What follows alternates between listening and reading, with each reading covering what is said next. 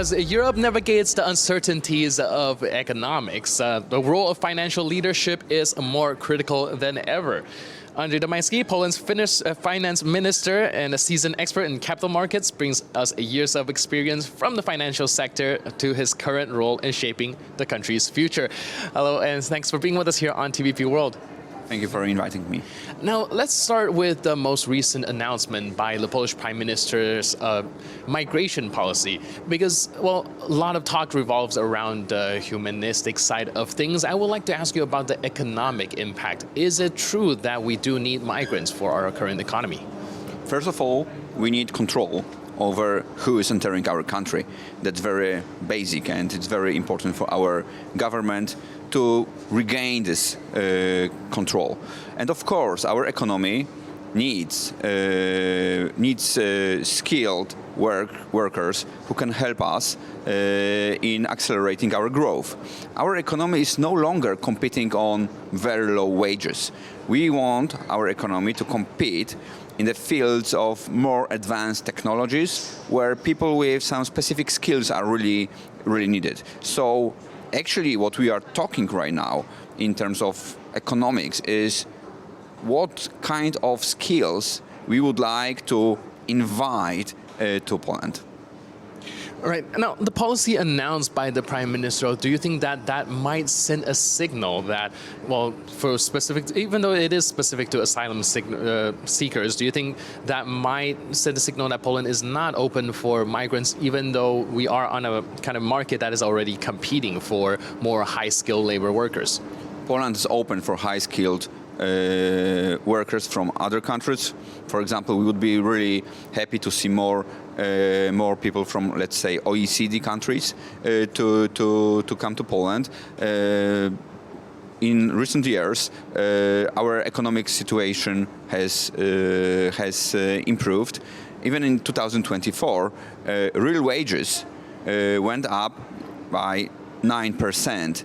And it means that Poland is really attractive place to live. So once again, we would like highly skilled workers to come to Poland to help our economy in its development. But of course, we need to have control over who is entering our country.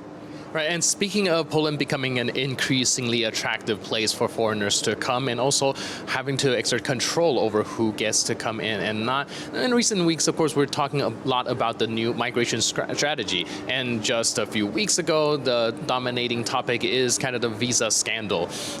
How do you envision like the Poland when it comes to its migration policy? Do you think that it needs an overhaul, a policy reset? And if so, what would this look like? And is there more kind of a protectionist touch policies to come? Of course, the visa scandal that took place in 2023 was a hit, and for the previous government because actually they lost control over who is entering our country.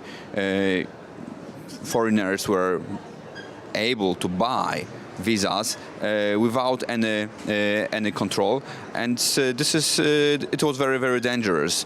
So for sure, having control over who is coming to our country is important. It's crucial for our society. And one more thing, I strongly believe that social cohesion is very important for growth of our economy, and this is why we would like more of the people from the Western European countries, from OECD countries, to move to Poland. Now, I would like to talk about the 2025 budget as well. And we do know that you had to rebalance it. And given the flood that just happened, did that throw a wrench into the plan? Did it make everything a lot more difficult when it comes to balancing the budget? Of course, the flood is a tragedy for people who are living in the southwest part of our country. From the economy perspective, we have guaranteed additional funds in our 2025 budget. We are also happy to see more flexibility in spending EU funds that could be used to rebuild towns and villages that were destroyed by by the flood. And of course, we had to make some small changes in our 2025 budget. It's very important to know that we expect Polish economy to grow next year by 3.9%. So we are really accelerating. This year, we expect something around 3%. Next year, 3.9. So Poland is one of the fastest growing EU economy, and we need lots of more of investments. All right, so 3%, 3.9, that sounds like a very optimistic figure. I think previously you also pointed to estimated growth by 3.7% and now have since updated the number. What's giving you kind of this kind of optimism when it comes to the growth? I mean, it's not optimistic; it's realistic, and it's close to the market consensus of Bloomberg or Reuters, and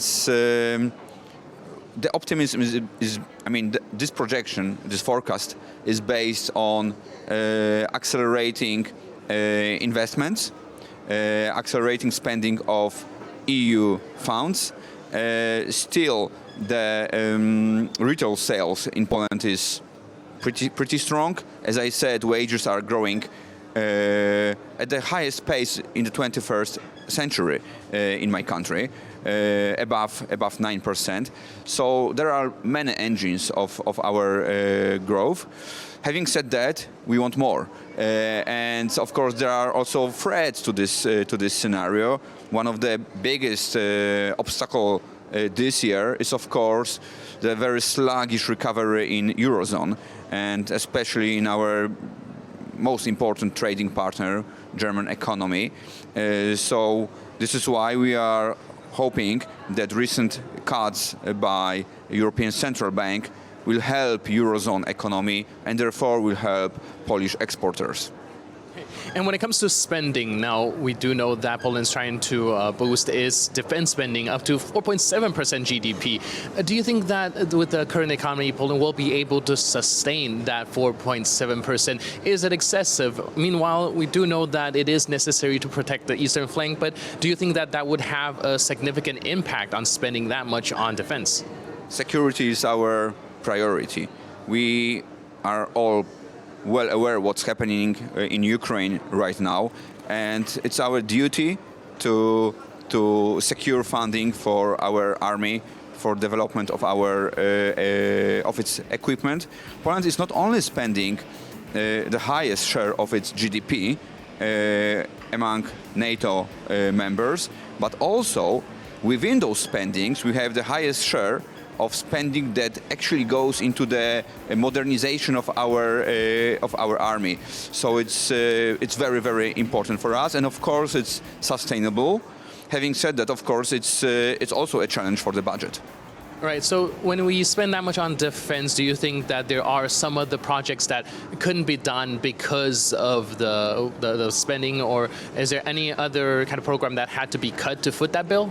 No, we are investing heavily. As I said, we are sure that we need more investments in our economy. This is why we secured nearly 5 billion Polish zloty, so more than 1 billion euro, just for the 2025, to be invested in first nuclear plant in Poland. We will invest heavily in grid, in renewables, as I'm absolutely sure that what we need is acceleration of green energy transformation, and this is our goal, the goal of the government. Well, okay, here's a sensitive one.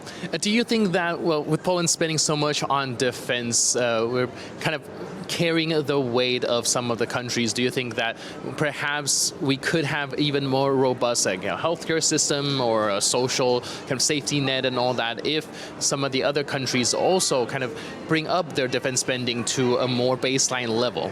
Security is our priority. It's our priority to modernize army, because we know what's happening in Ukraine right now. Having said that, of course, we are trying to convince our Western European partners to invest more in their army. Or I mean, what we need is more European solidarity in terms of common defense. As currently, to be honest, the effort made by Western European partners is not high enough. Right, and last but not least, do you think, like I mentioned, perhaps there's not enough effort on the Western partner side? Anything the European Union can do to perhaps help Poland out a little bit so it doesn't feel like we're the only ones footing the bill? I mean, we are in a discussion with our Western European partners. We are in this very specific moment when we are still waiting for the new Commission. And we will have a new US president within 3 weeks from now. So I believe that it will be a very good moment to discuss more and discuss spending, common EU spending on defense. Right, a very critical and pivotal moment indeed. Thank you so much for your input and insight. I really appreciate it. Thank you for having me. Thank you, Mark. Thank you. And that was Finance Minister, Mr. Andrzej Domański. Thank you for tuning in to this edition of World Talks. But in the meantime, please stay tuned to TVP World.